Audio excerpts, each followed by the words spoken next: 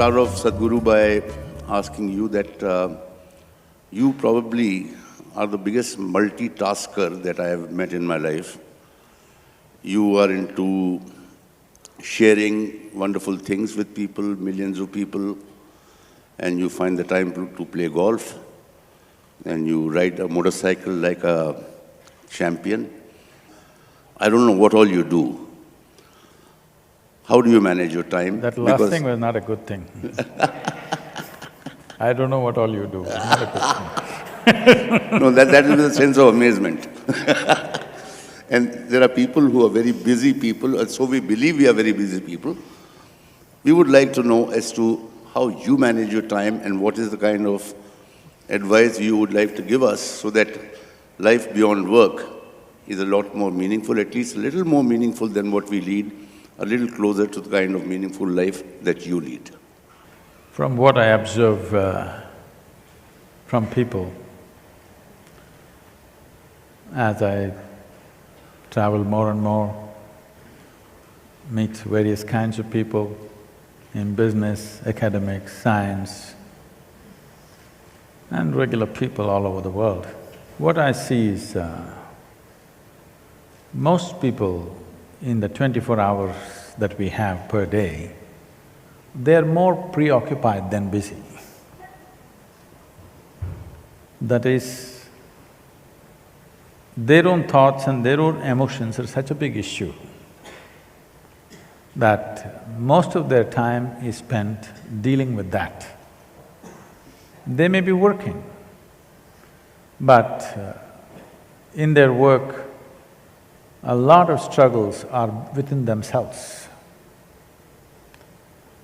If you are in any kind of sport or any creativity, you would know that a little struggle means your ball will go somewhere else, your ragam, thalam will go somewhere else, your painting will go somewhere else, nothing will happen properly. Or in other words, what could happen very simply, unfortunately happens with lots of difficulty. This is mainly because they have been given a phenomenal gadget or a phenomenal machine, which is the human mechanism, above all, a phenomenal dimension called the mind. They are trying to operate this phenomenal machine or a gadget or a computer, if you'd like to call it, without reading the user's manual. Every day struggling with their own stuff, and it doesn't get solved before they're 20 or something. Till their last day on their deathbed, they're still struggling with the same things, their thoughts and their emotions. If they learn to sort this out very early in their life, I'm sure they can work half the number of hours that they're working and be a lot more productive than the way they are right now. My effort is to bring this possibility to people's lives, that you can live life with ease, not with struggle.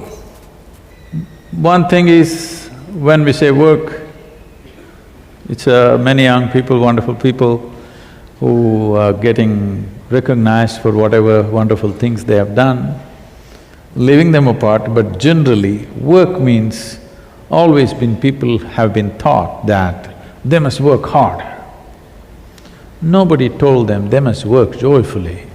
Nobody told them their work should be an expression of their joy or their love. They have to work hard. If you work hard, life will be tedious. How else will it be? You will do something hard only because you don't know how to do it. If you know how to do it, you would do it with ease. So without learning how to do something, if we try to do it, without investing enough time in perception, if life is all expression, then life becomes a big struggle. Most people are not doing anything except earning a living, maybe reproducing and dying one day. Nothing more. They may believe they're doing many things, but this is all they're doing. Eating, sleeping, reproducing, dying one day. That is such a big fuss. Every other creature is able to do this, from an earthworm to an insect to anything and anything. Everybody is doing this. They all earn their own living, they eat, they sleep, they reproduce and they die. With 1/1,000,000th of our brain, they're able to do it. With this big brain, human beings are struggling not with the things that they're doing, they're struggling with the brain itself. Their own intelligence has become a serious problem. What is the biggest boon in our life? What is the greatest benefaction in our life? Which is our intelligence. This has become a problem because they don't know how to hold it, they don't know how to use it, constantly it works against themselves. When I say it works against you, people may call all kinds of names, may use all kinds of words to describe this.